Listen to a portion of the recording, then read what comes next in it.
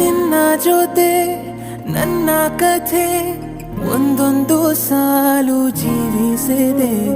ನನ್ನ ಜೊತೆ ನಿನ್ನ ಕಥೆ ಬೇರೊಂದು ಲೋಕ ಸೃಷ್ಟಿಸಿದೆ. ಎಂದು ಹೀಗೆ ಆಗಿಲ್ಲ, ಏನು ಇದರ ಸೂಚನೆ? ನೂರು ವಿಷಯ ಎತ್ತರೂನು ನಿನ್ನದೊಂದೇ ಯೋಚನೆ. ಇಬ್ಬರಲ್ಲ ಒಬ್ಬರೀಗ ನಾನಿನ್ನು ನಿನಗರ್ಪಣೆ. ನೀನಾದೇನಾ ನೀನಾದೇನಾ